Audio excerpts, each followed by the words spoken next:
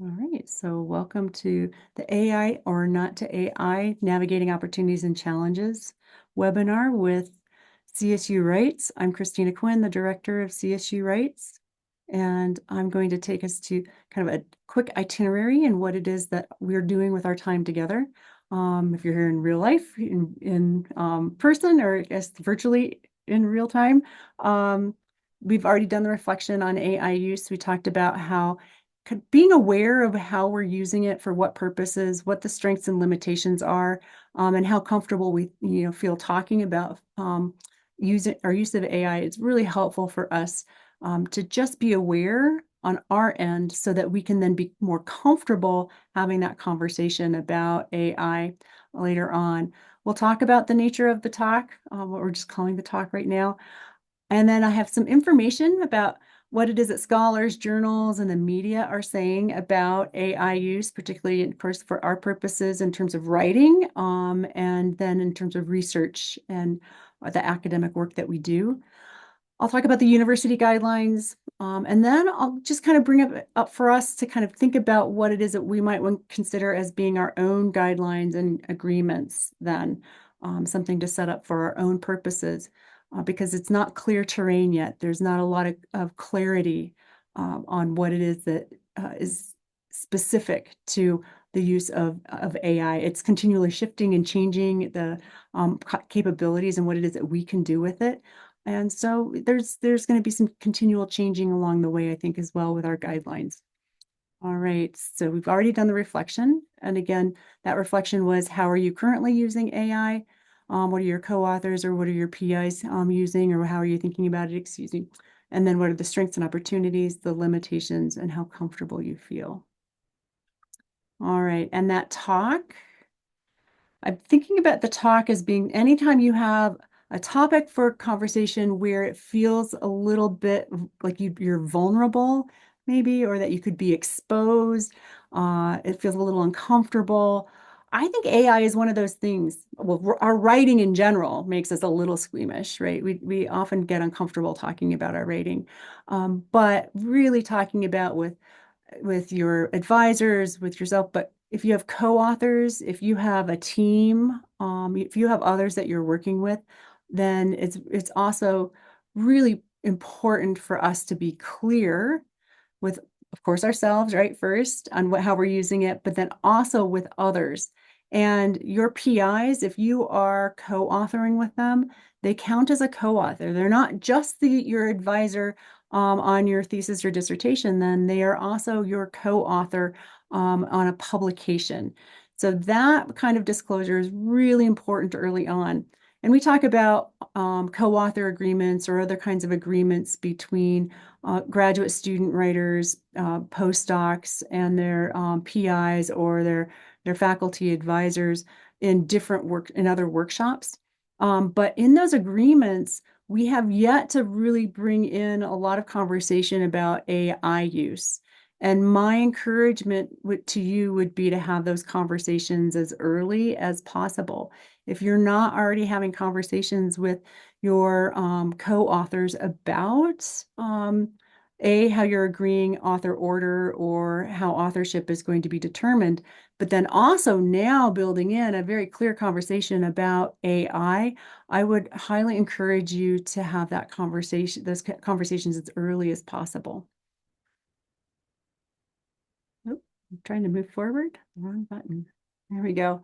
And that open conversation, it's maybe a little uncomfortable, maybe a little kind of new terrain, but what it also builds is that kind of comfort with disclosure. I think that is something that I see on the horizon that individually writers are going to have to do, and that is regardless of whether you are an early career scholar, just building your expertise, just building your name in the field and reputation, or if you're a senior and advanced and kind of fully kind of established scholar, you're going to have to become comfortable with disclosing how it is that you are using AI tools in the work that you're producing. That kind of open space for disclosure, it requires, again, kind of being clear with yourself, but then being clear with others and how it is that you're using it. And that AI use in research can be pretty broad. We'll talk about some of those ways later on, but we are mostly interested in the writing portion, right? And generating text. So in getting informed, it's really helpful to know the terrain, what it is that people are saying about AI use in your field. So when we open it up more broadly for conversation at the end of the session, we can talk about your field and what's going on. And if you have conversations at conferences or other things in your field, what's going on there. Broadly, there are a number of framing and shaping conversations that have been happening for a while. It's helpful to understand what artificial intelligence is when we're talking about it. Are we talking about something that goes to just any kind of search engine or something that's smart or seems to be working only for us? Probably not in that way. What we're looking for is talking about something that kind of generates new ideas or fresh content for us.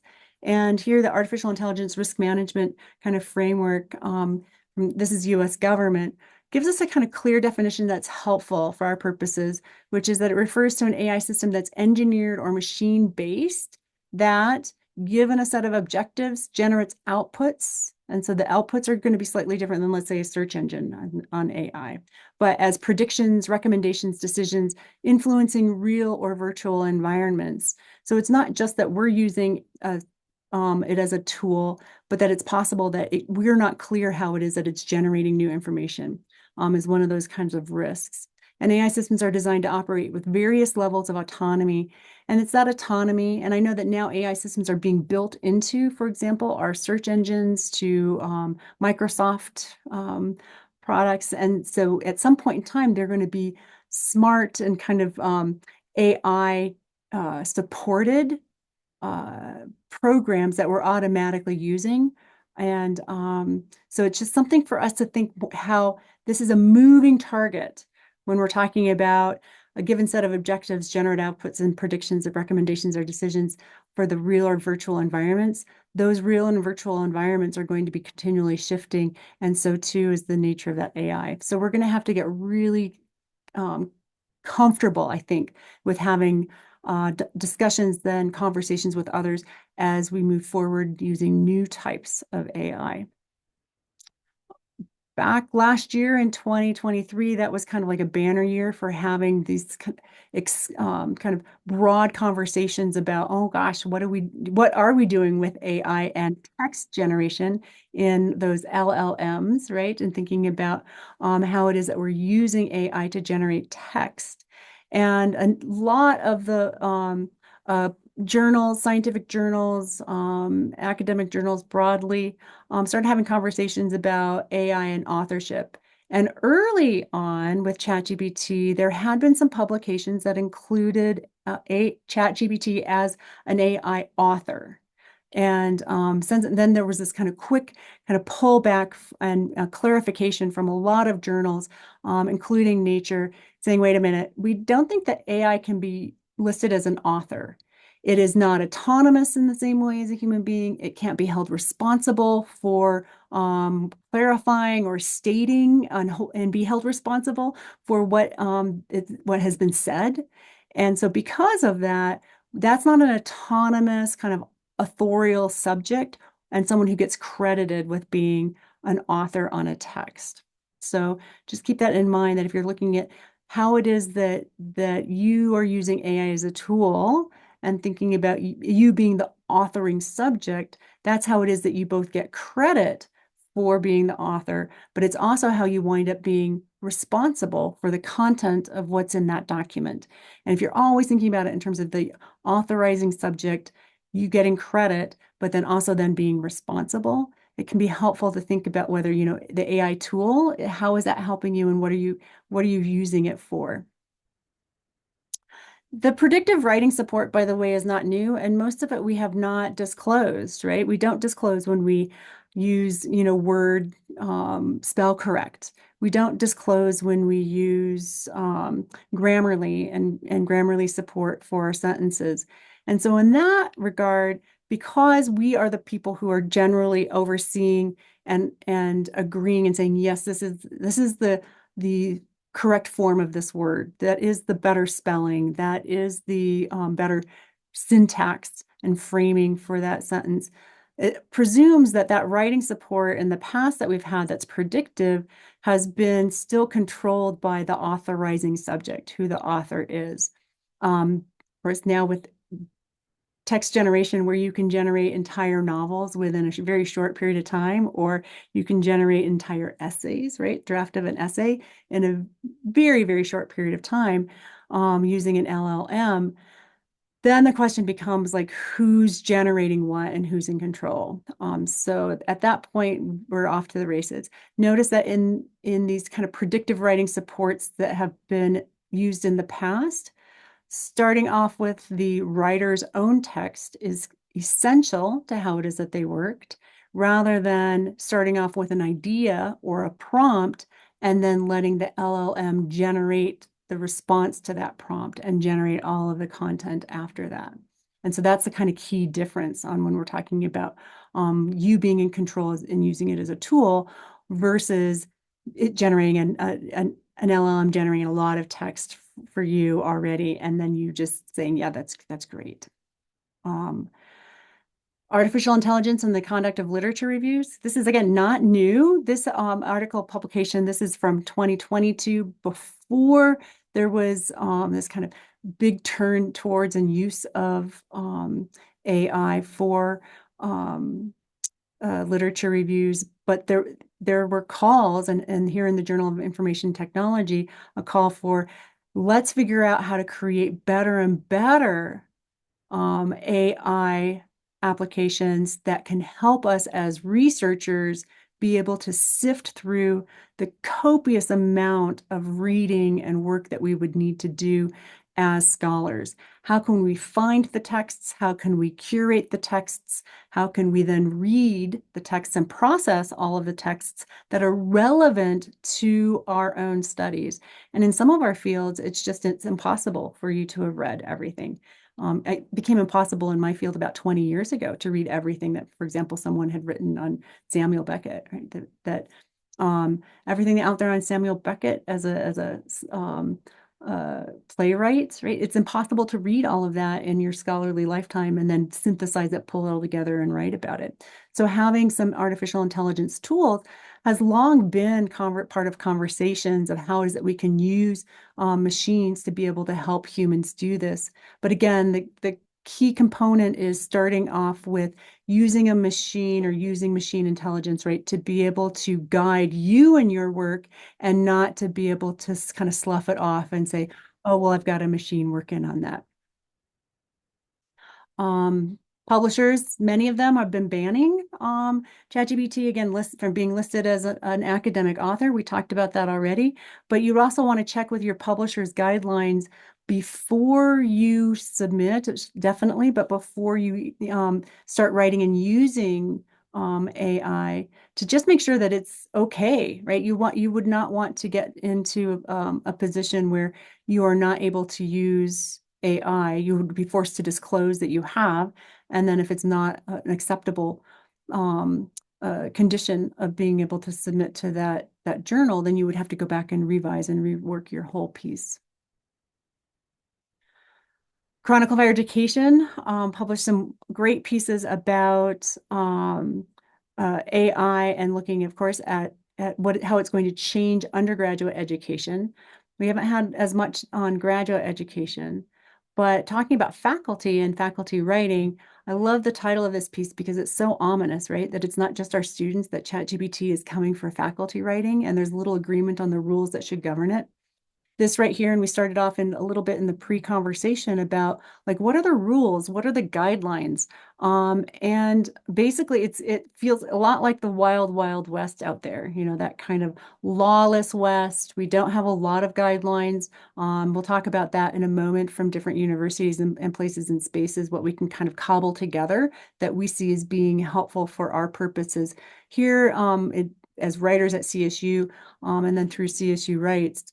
But one of the things that Ben mentions in his piece, and this is key, and we already touched on this, is the key for transparency, right, and disclosure. And he says, for this system of trust to hold in academia, and the trust is really that what's put out there as research, as new findings, as contributions to a new knowledge or new body of knowledge in a field, that we trust that there are real people behind that who are really guiding that for the sake of what it is, the knowledge creation that's for humans, right? That's about being human and understanding the conditions in which we live or operate or being able to do things better. And so we have to trust that what it is that's being generated is accurate, precise, clear and understandable. And in that, there's not a misrepresentation, it's not a fabrication. And we know that we have mechanisms in our own processes of publication of being able to retract articles, to be able to tamp down on hype or editorial review takes care of a lot of perhaps unclear phrasing and things that could be misrepresented or misinterpreted or misunderstood based on the way it is that they're framed. And we want to be able to continue to make sure that it's a trustworthy system. And so here, the key is just to be able to firmly and rapidly commit to transparency in the use of AI. And I love that it's the being able to have informed and reasoned discussions about what the norms are that govern this in the future. And I think we're having those conversations. We're not there yet. We don't have a lot of clear norms and rules out there that are standardized across institutions or across industries, but we'll eventually get there. We're just in the process of having those conversations, and that's what this is. To what extent are we really cautious? I'd like to recommend the work of Nigel Kaplan. He's at the University of Delaware, and he is a colleague of mine who works with graduate students and English language learners. He's written a fair amount. He's got a great blog, super accessible, but he talks about and most recently about his resistance to including AI or to even thinking about how AI apps are inevitable in teaching and in learning or in doing research or publication for some of the very reasons. And he points out, and he's doing this in kind of a funny way, but he says, one argument to his kind of resistance to AI and what people have said is like, yeah, okay, right. There may be copyright infringement issues. There may be an invasion of privacy issue. There might be some bias, or there might be environmental impacts with AI. There may be some sort of de-skilling of teaching in the profession, issues of plagiarism for sure, information. And then he says, but the people who are arguing against all of those things and saying, those may all be the bad things about AI use right now. But ultimately, we can see that there's going to be some social benefits, or look at what it is that I can do now. And he says, I don't think that that's worth it. So he's even more than cautious, I would say. He has made a clear decision to not use AI and to not use it in his teaching and to not allow his students to use it grad level or at undergrad level, in part because he wants them to be able to go through the process, the very kind of often challenging process of learning to write, being given feedback, and then learning to write, and through that feedback. And he says that AI kind of short circuits that and creates all of these another host of problems that now we have to deal with that we didn't have to deal with so much before with our writing. And so it's something to kind of think about. And that kind of here, this is where he's talking about the de-skilling and profession. There are, however, others who are super engaged with how it is that we can use AI in composing and creating new texts. Here is a research piece. It was just a case study on one single PhD student in computational biology and bioinformatics, but looking at how it is that it becomes embodied in practice, being able to use all of these different tools for writing, including AI, including ChatGPT. And I just love this description of like with ambient light to provide a purple backdrop, a dark-haired PhD student in computational biology and bioinformatics sat facing no less than 5 open reading and writing surfaces. Looking over her shoulder from behind, it was possible to spy one tablet displaying reading material, a smaller tablet propped on the desk with a screen full of application icons, a notebook full of handwritten notes on the desk's far right side, and 2 full-size desktop computer screens housing multiple software interfaces. All right, so this is the scene that is set with someone working with multiple tools for being able to do the act of writing in her area of research. And so this is not a kind of apocalyptic scene.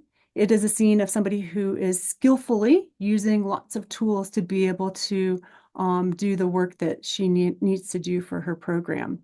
So it's something that for us to think about too, that if it's out there and people are using it and it doesn't look like that it's going away, how is it that we can be curious and work with it best ourselves? So let's talk about university guidelines and some guides that we have. Here at CSU, we have pretty limited guidelines for graduate students and researchers right now. What we have is some really robust support through TILT at the undergrad, mostly geared towards undergraduate, but not entirely. Joseph Brown has done a really great job of blogging and keeping information kicked out to the university about how it is that we might be able to include AI or exclude AI, depending on certain assignments or different ways that we might be able to share out in our syllabus what our policies are if we're teaching a course. But most of it is geared to how it is that we work with it in terms of pedagogical purposes. How is it that we still teach and have students build skills for writing without just defaulting to letting ChatGPT generate, right? So it's so easy to have something else generate that content. So we know that if that's the case, if a student is giving over the generation of content that's included in a document that they turn in as original work, that it is not their original work. Just because you've given AI a prompt and received some text back, it doesn't necessarily mean, of course, that that is now your work. Even if you read through and vet it and go, yeah, that sounds great. So the key is plagiarism and what about cheating? The work is not the work of a student, and the work was submitted as a representation of one's own work without proper acknowledgement, but it was created by another. And it's the creation by another. Here, the LLMs are kind of pulled in, right? And then those are the others. And again, they're not authors. They're not intelligent in that way. Aren't responsible then for the work. So again, if it's the student's responsibility to be the sole creator of a document, if they're not allowed to use it, then it is considered plagiarism and receiving unauthorized assistance. If you're not familiar with the library's page on artificial intelligence and AI literacy, I highly recommend it. They've got a number of tools here, different pages that you can go to.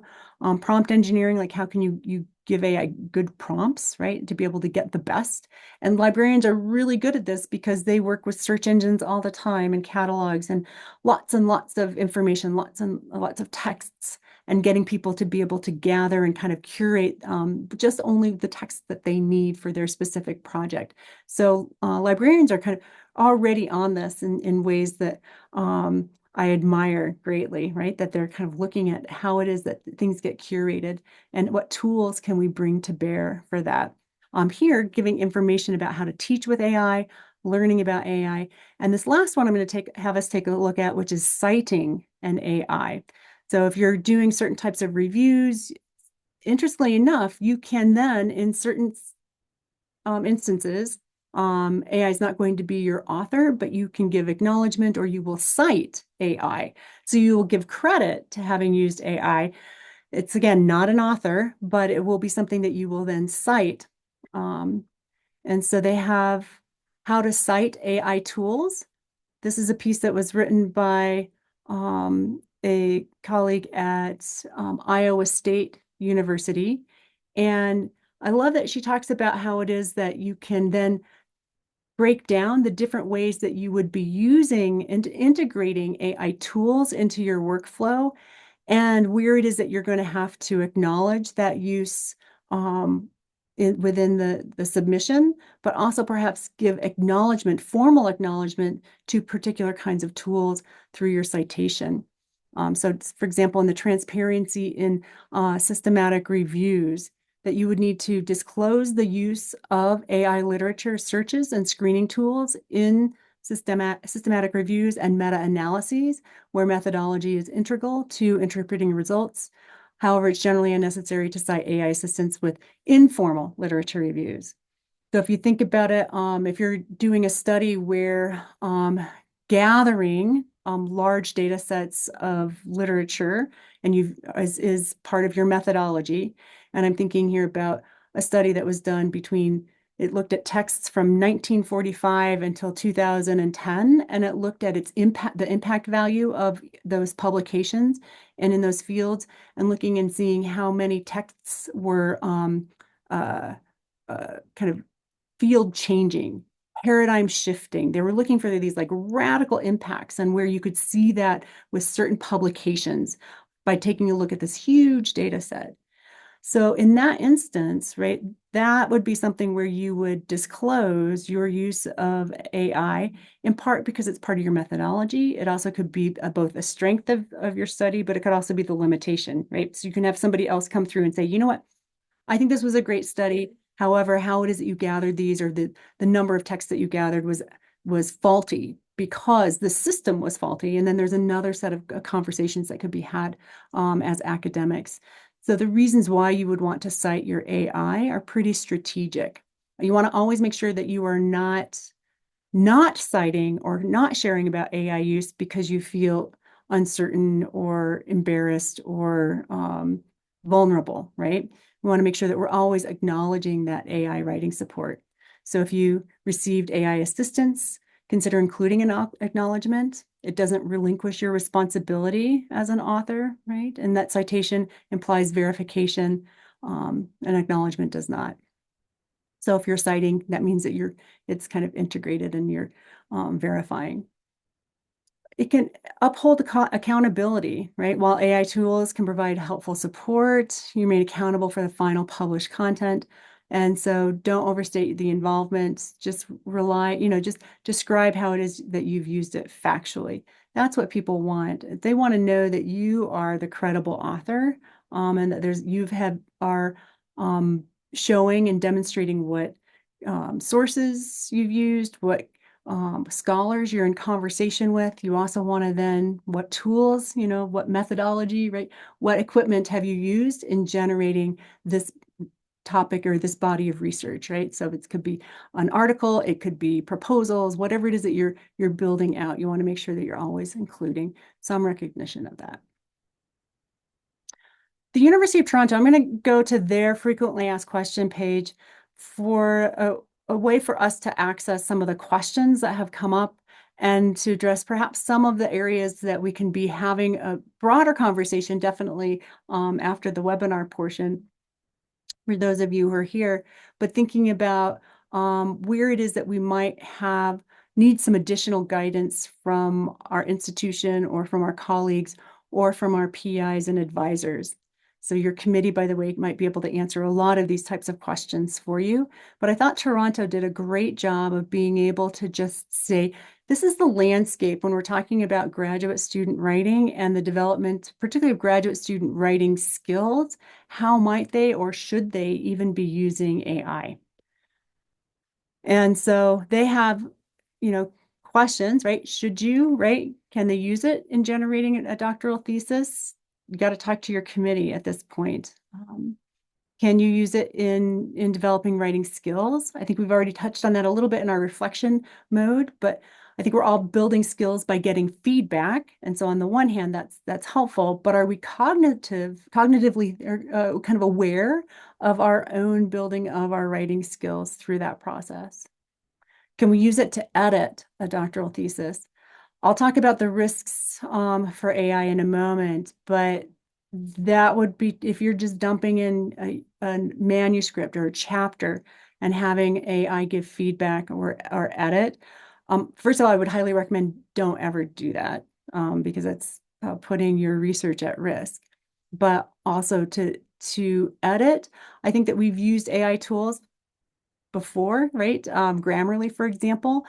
We just want to make sure that we're clear on what are the back-end protections for being able to help if we're using tools to edit, who has access to that work, the work that we're sharing out with some sort of application and software system that we see as being an editorial tool, right? It's a tool for us to use, but it may not actually be safe for us to share that data, that research in advance of its publication.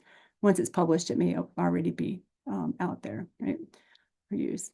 I skipped one, but can they use it in research itself? Can you use it as a tool? How secure are they? We touched on that a little bit with the editing, but it's not clear always. And all in that hidden, the small fine print of the details that lawyers write out about how it is that people have access. And we just click, yes, I understand. Have you read that, the rules of how it is that your rights to privacy or your rights and use and what it is that they have as their rights and what it is that you have as your rights in using that tool. How secure is that and how safe is that? It's tricky. How should you describe or reference? We talked a little bit about that already. And then what does the research mean? And then in terms of publication, always check, by the way, again, with where it is that you're anticipating publishing, but are they accurate enough? Do we trust them? I think that's a great question. What are the copyright and intellectual property implications? Those are big as well. And then who's responsible for that AI content? And that one we've already established is in our conversation is the author who's credited with the either submitting the thesis or dissertation to the university for credit for having completed a degree, right? That's that responsibility. But if it's published article and you are one of many authors on it, the authors who are listed are responsible. And if you're thinking about then your use of AI, and if you're not disclosing again to your colleagues who you're co-authoring with, that can pose some challenges already. So you notice that within these kind of frequently asked questions, they touch on a lot of the things that we kind of already kind of generated in our earlier discussion, that we've generated along the way and kind of querying in our webinar. But these questions, ultimately, there are not clear absolute answers for any of them. There's other than the fact that you are the author who's responsible on your text. We're still considering, like how secure are these tools? Well, there are variations and there are varieties of tools. And so we have to be really careful with what it is that we're choosing to use and being specific for the reasons why we're choosing to use that tool for a particular purpose. So some of the known risks, so the clear guidelines for authors is as a moving target. So I just mentioned, like, we have a lot more questions, I think, than we do have answers about our use of AI. But so those clear guidelines are quote unquote pulled from this Nature piece is a moving target, and I like that description. There are risks of having incorrect statements, data, or references in our pieces. It can be a misrepresenting, even in summaries, right? We take for granted that if we pull together a number of articles and we ask, whatever our AI system is that we're going to be relying on to give us a quick synthesis or pull these together, we trust oftentimes that that's accurate without having gone through and read all of these texts ourselves to be able to confirm it. But ultimately, if we are putting something in writing and out there as our own articulation of something as being accurate and precise, then it's up to us to determine the accuracy already of the representation that comes back to us through AI. any kind of text that's inserted into ChatGPT or most other LLM models, ultimately it's not private or confidential anymore. For those of you who are working with studies that have IRB approval, where you have interview data, where you're trying to protect folks, personal details or information, anything about that's findings or relevant to your research that has yet to go out and be published and then accessible by the public or part of that quote unquote public domain, right? Where ChatGPT could be pulling from those articles anyway. Just make sure that you're not putting in anything that's new, that's not yet known out there, because that creation of new knowledge, even conversations and decisions that are being made behind the scenes, those are no longer private or confidential. In this piece in Nature Machine Intelligence, they cite information on Samsung. And apparently Samsung was using company-wide AI to help support conversations and I think it was emails and other things, and then wound up having to cancel that and say no, because things were coming back strangely, right? Some things that were intended to be private or information got leaked in advance. And if things are being leaked and you have a person who's involved in leaking that information, then you know who that is and who's responsible. You can't go back to AI and then fire AI, right, and hold them responsible or take them to a court of law. So it becomes much trickier. And then ultimately, what happens if you're using ChatGPT, and let's say you drop in an entire article in advance of publication, right? You want it to go through and you want it to give a sense of like how readable is it, and you're using it for peer review. Just note that you run the risk to your own copyright, because now you will have submitted your documents that could be out there, right? It's using to train the ChatGPT or AI tool, and it's no longer yours. You have, through the licensing agreement and understanding the privacy and terms, you have allowed for your work that is copyrighted presumably to you, but now no longer just yours. It is now, it's owned by whatever the LLM is. Then all of a sudden, it's not yours. The challenge with that is thinking about publishing that article now that you've already inserted elsewhere, that's already gone, that belongs someplace else. It doesn't just belong to you any longer. And now you're going to ask a journal then to publish it, right? Journals may, depending on what their copyright regulations are, they may ask to copyright. Many don't. You get to hold on to the copyright oftentimes, but there are risks to copyright as soon as you pop it in to AI. So I think that there are some basic and just a handful of clear rules, which is don't blindly accept textual suggestions, that you are the person who's, again, in control of your own manuscript. And then, hold on, I see it in the chat, but I'm going to go through the rules and then I'm going to come back to the chat. That you need to be checking all facts and references that are given to you. Which, again, if you're using ChatGPT or another LLM to do a synthesis, then you're also responsible for identifying the clarity and the accuracy of that synthesis of other texts, other materials. You need to disclose AI use, whether that be as something as formal as a citation, if you're doing a systematic review, or it could be just something where you disclose it and acknowledge it. It could be on the submission side. If a journal is asking you, it could be that you're having a conversation with your PI and just being clear. And then you don't share original research, analysis, data, confidential information in an LLM. Just take care not to do that. And then I see in the chat, notice an option to prevent ChatGPT from using your data for training. And the key with that, I'd have to look further into it. But as I understand, the text is still not your own. It's not yours to own.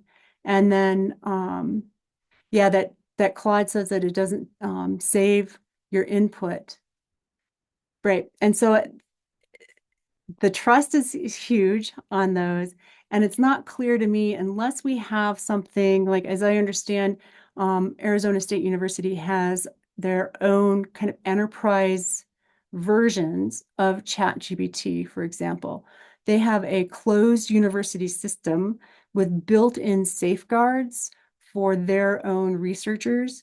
So it's a version of like, when universities, if you think about the IT firewalls and protections that we put in place to protect our data at our universities, those are stringent and big. In part, if we have any kind of HIPAA requirements or research that's being done, again, that's could put people at risk by having their data or identity disclosed. You want to make sure that if you have scientists or researchers who are using AI to generate text or to be able to work, that you have lots and lots of protections at the university level to be able to protect your researchers.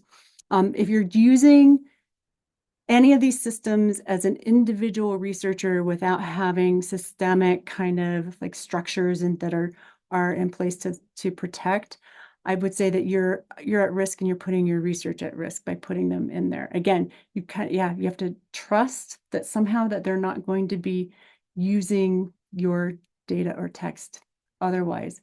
I'm just not, not sure about that.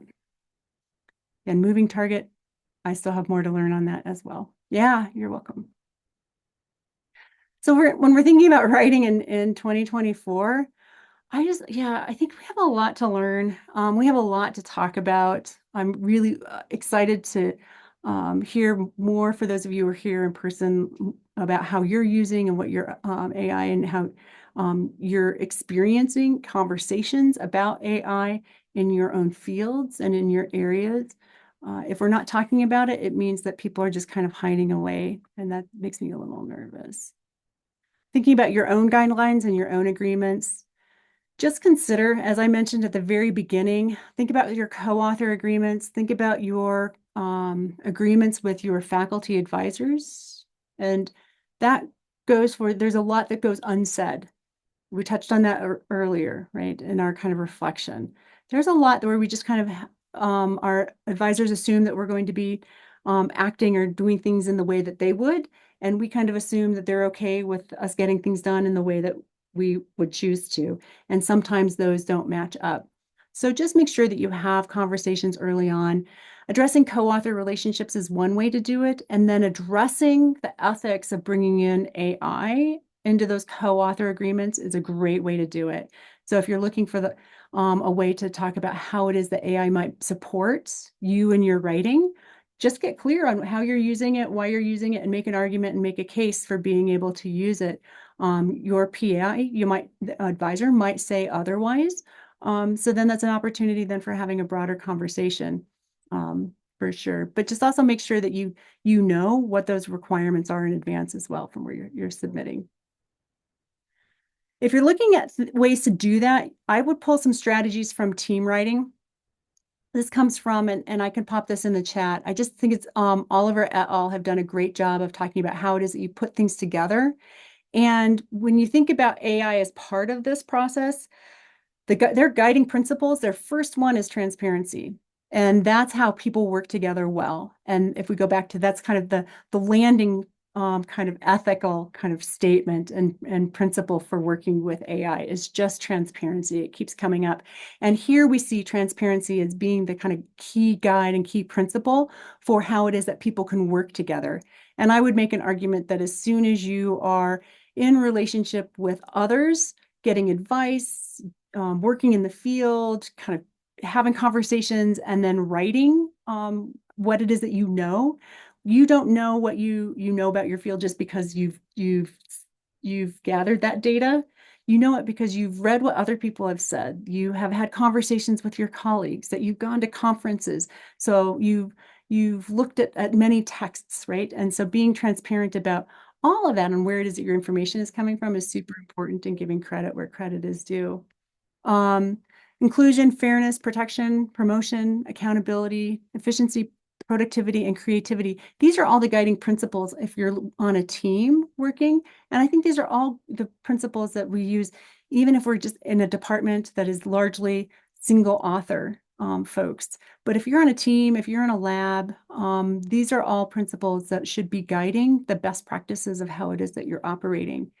What I like about this piece on Oliver et al. As well is that in their appendix, they give a very clear, structured outline of how it is that authors are accountable and held accountable for what they do, and not in a kind of strong arm, restrictive way. It's really inviting. They invite people to place down, in their Word document, what it is that they're doing, how it is that they're contributing to generating this text together. You and your PI, your faculty advisor, could put together something very much like this, where you know what the tasks are, but you also know who's responsible for what or how things are going to be coming together. And if you have other co-authors, people who are, let's say, in your lab who are going to be generating content, or let's say it's a postdoc that you're going to be working with who's going to be giving you some editorial feedback, you can shape this to be able to include all of those. You can also then include AI use, how it is that AI is contributing, and just make it clear. It's again that a way of making it transparent. We don't have a lot of set kind of guidelines and ways of making things transparent right now. But I think this is one of the ways that you could then create something, co-create, kind of modify this to work for you and your advisor or team. And so notice that it would just be clear to what it is, what document and what thing you're working on. What I like about it, again, that it's intended to foster an open dialogue about authorship. We ask that all co-authors describe their contributions in the table below. So just you can create things that are both about accountability, but also really warm and welcoming and inviting to be able to have that conversation. And I think we need that with AI if we're going to disclose, right? And not feel judged or shut down, or that it's troubling. I also just want to point out that if I'll pop this in the chat as a resource, but where their category 3 is for writing, notice how little this is. Who wrote what sections of text, it's just, or other. That's the extent of how it is that they're looking at that research project. For me, I would broaden this out, but that's just because I'm hyper attuned to the act of writing and generating that text. But you could here in that other include that AI in that space. All right, and you can create your own AI guidelines. I'm going to move past this because it's dense and it's just giving additional information on things that we've already talked about.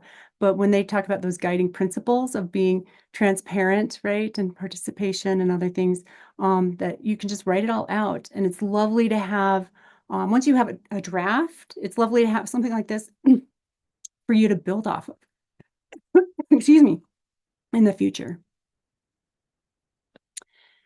I think what you will find, excuse me, is that as you move forward and as changes happen with AI and are developing guides at the university level, at the maybe lab or other level, excuse me, that you will find something that it works for you in knowing how you're tracking your own use of AI. If you're not currently tracking your use of AI in your documents, I think that's one of the things that all of our kind of collaboration and co-author guidelines are encouraging us to do behind the scenes. I haven't seen anything specific to AI on how to do that yet. No one, it's again, so fresh and so new, but I think we can take existing guidelines for co-authors or from journals and kind of look and see how it is that we might track along the way, how it is that we're using AI for what purposes. For those of you who are going to be defending a thesis or dissertation, you'll want to make sure that you track and are able to disclose how it is that you've used AI, and make sure and confirm that it's okay with your committee and the ways that you've used it. Again, because early on, ChatGPT was listed as an author, and that became a no-go zone pretty quickly. It'll be the same thing when you submit to the graduate school or to your committee, right? But it'll also be the same thing on articles for publication. The risks are substantial. Retractions are always expensive. They risk your reputation. They are costly in terms of what happens to a field, the implications, the kind of ripple effects of retractions.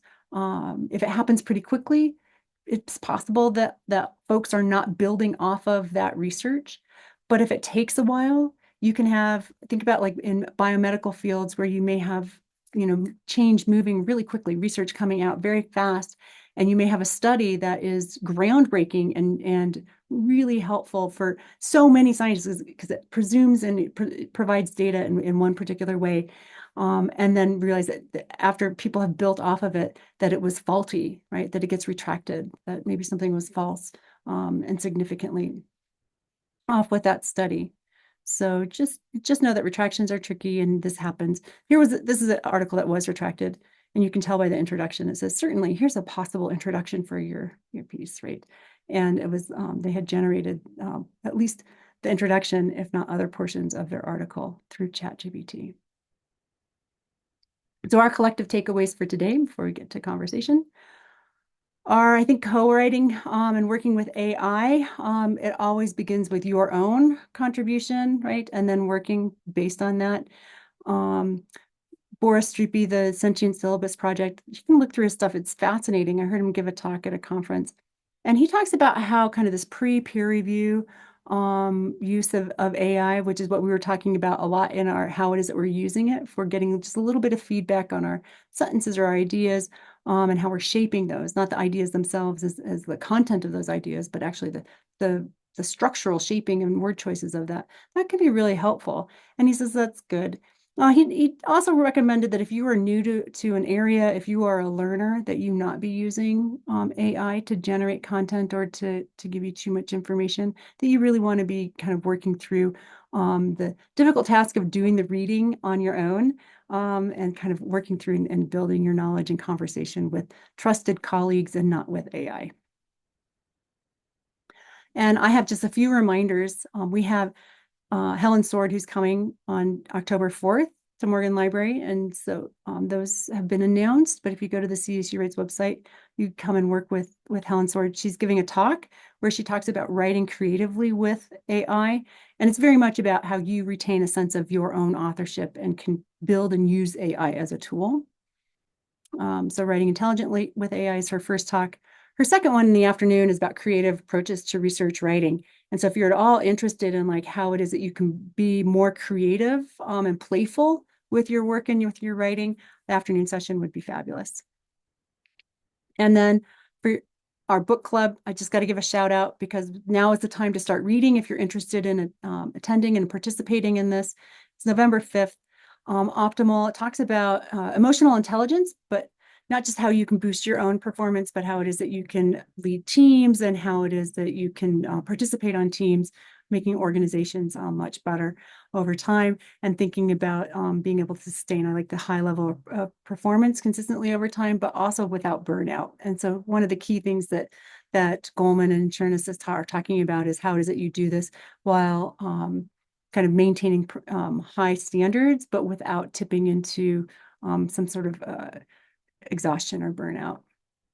All right, so let's open it up for a little bit of conversation. And I'm going to stop recording and stop sharing my screen.